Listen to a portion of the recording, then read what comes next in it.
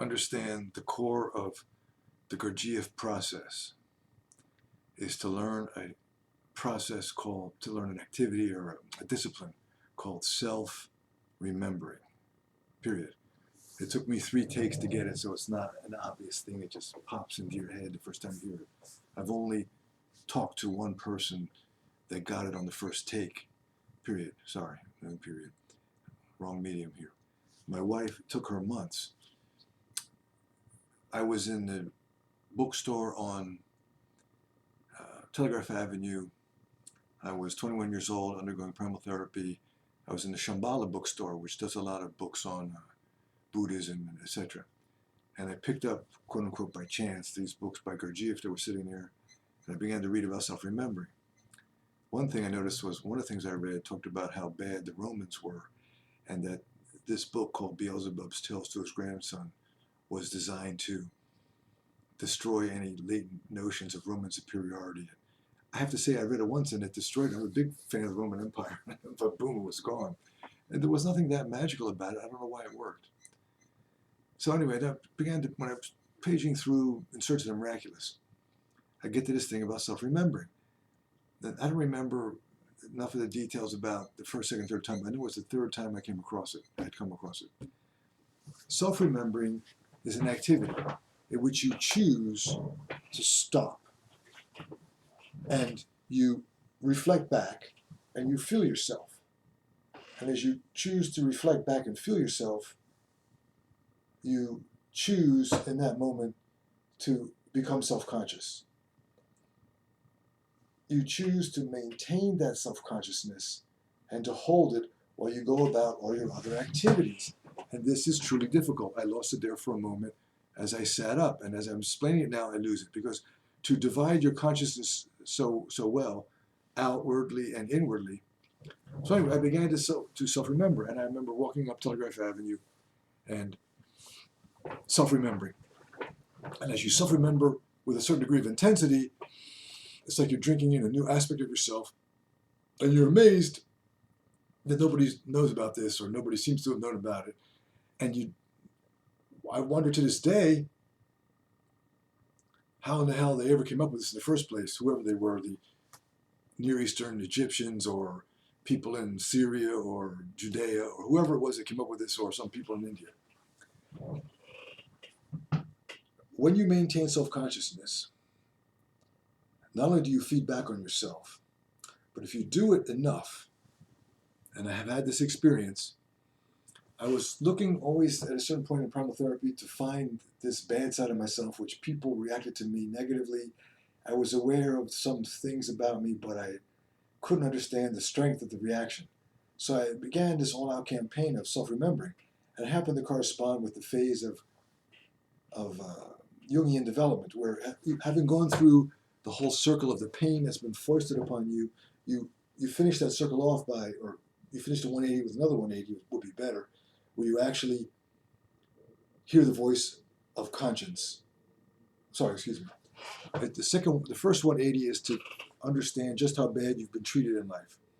In the second 180, completing the circle of consciousness, you begin to see and feel spontaneously how bad you are, how your attitude is wrong. And it happened to be in that time when I was extremely motivated to do this, because of the process from within which had taken me. I began to do long periods of self-remembering, 15, 20 minutes at a time, which is really hard. And I was with a girlfriend who was Jewish, by the way, Cindy London.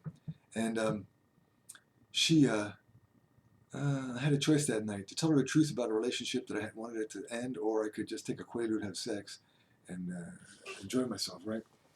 And as I was self-remembering and self-remembering and self-remembering, all of a sudden I broke through to that voice, a little high on marijuana, and I could feel what a shit I was. I had to tell the truth. So I wrestled with myself, I should say, or wrestled myself, and made myself tell her the truth. And then I went back home.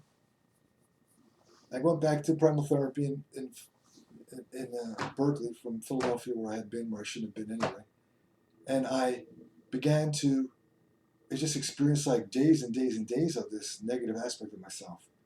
In fact, Carl Jung wrote that excuse me, I always have to correct myself. Carl Jung wrote that you need your reason about you when you go through this phase of alchemy, because you have to know that you were forced to become this extremely negative side of yourself. So that's it. So let's go back again. You self-remember, you stop your inner thoughts, whatever you're doing, you choose to become self-conscious, you look within you, you try to hold that. That's do, re, mi, mi, fa. Half note missing, you've added a conscious interjection there of do, re, mi, fa. As you self-remember more and more and more and more, you go mi, fa, te, la, ti, do, then you hear the voice of conscience. Then you have to act, choose.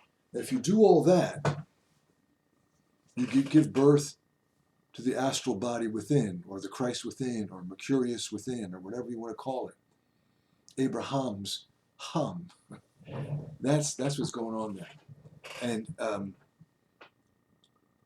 at that point, you are the real human being, or you're on your way to being a real human being as a man number 4. Man number 1, 2, 3, you're born. Physical, emotional, intellectual, lynx, lion, and wolf, Dante caught in the woods. When you do this self-remembering, you now have the traits which you think you have, which you don't have. You think you're a self-conscious creature, you're not, because you're only self-conscious when you choose to self-remember, sometimes involuntarily. Like when I arrived in Rome, I was, oh my God, I'm in Rome. That's an involuntary self-remembering. Okay? Self-conscious, attached to conscience, because you have to hear that voice of conscience to know conscience, with an objective set of reason about morality and your own self, in possession of yourself, so you can choose to do what conscience dictates you do. So you're in possession of what's called the causal body. So you have the physical body, you have an emotional body, and then you have an intellectual body.